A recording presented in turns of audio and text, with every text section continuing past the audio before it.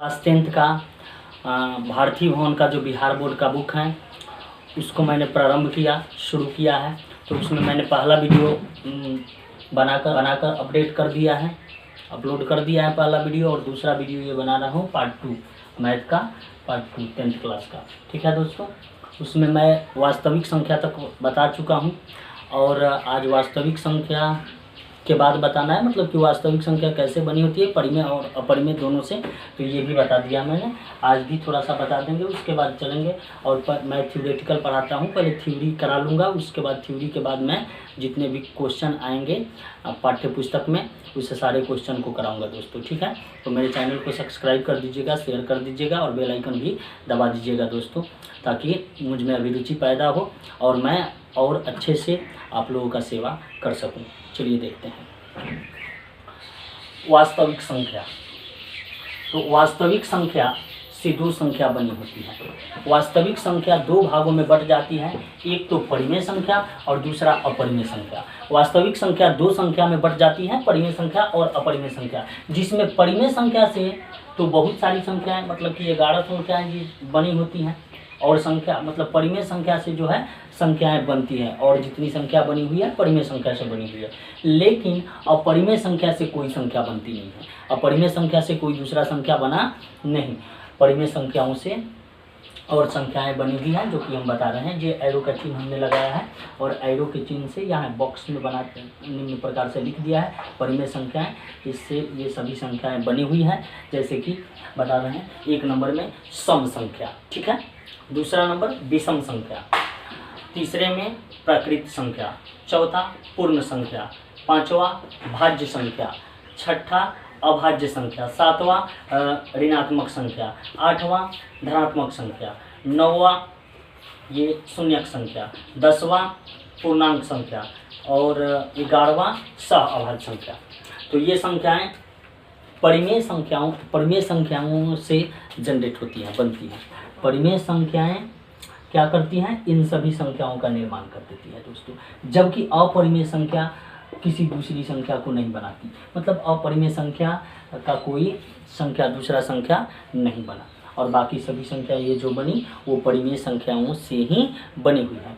अब मैं बारी बारी से इन सब का डिफिनीशन बताऊंगा, और इसके बाद ये डिफिनीशन जब 11 डिफिनीशन ख़त्म हो जाएंगे तो इसके बाद मैं इसके थ्योरी को ख़त्म करके और इसके बुक को। तो दोस्तों मैं अब एक नंबर में जो है सम संख्या, इसका डिफिनीशन बता रहा हूँ।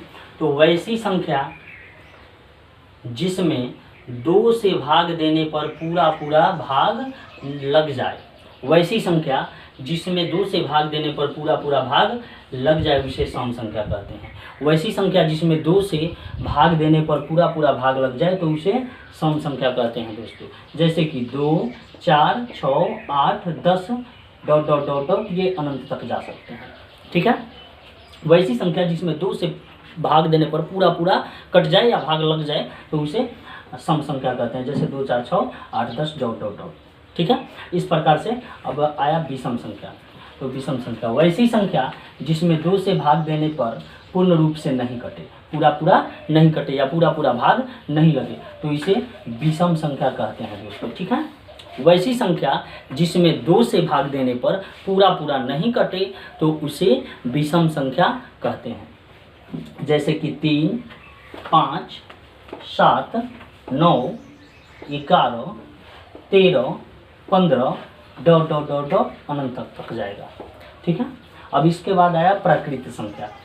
तो प्राकृत संख्या दोस्तों, तो गिनती की संख्या को कौन सी संख्या कहते हैं, प्राकृत संख्या। गिनती की संख्या को प्राकृत संख्या कहते हैं। जैसे कि 2, 1, 2, 3, 4, 5, 6, 7, 8, 9, 10 ... ये भी अनंत तक जाएंगी। गिनती की संख्या को प्राकृत संख्या कहते हैं, और 1 से लेकर ये अनंत तक जाती है। ठीक है, चौथा नंबर है हमारा पूर्ण संख्या।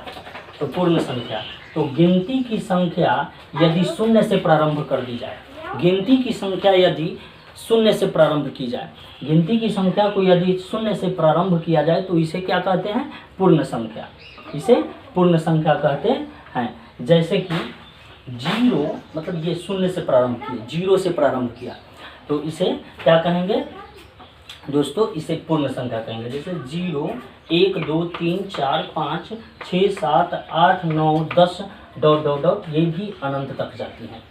तो गिनती की संख्या के पहले यदि शून्य लगाओ, यानी कि गिनती की संख्या को जब हम शून्य से प्रारंभ करते हैं तो ये पूर्ण संख्या कहलाती है दोस्तों।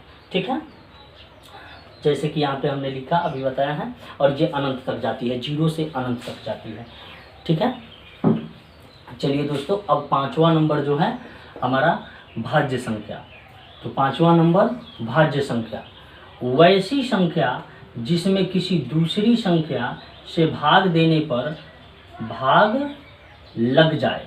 वैसी संख्या जिसमें किसी दूसरी संख्या से भाग देने पर भाग लग जाए तो उस संख्या को भाज्य संख्या कहते हैं। वैसी संख्या जिसमें किसी दूसरी संख्या से भाग देने पर भाग लग जाए तो उस संख्या को कौन सी संख्या? भाज्य संख्या कहते हैं। ठीक है, लेकिन यहाँ पर एक को छोड़कर वैसी संख्या इसमें कह सकते हैं कि जहाँ एक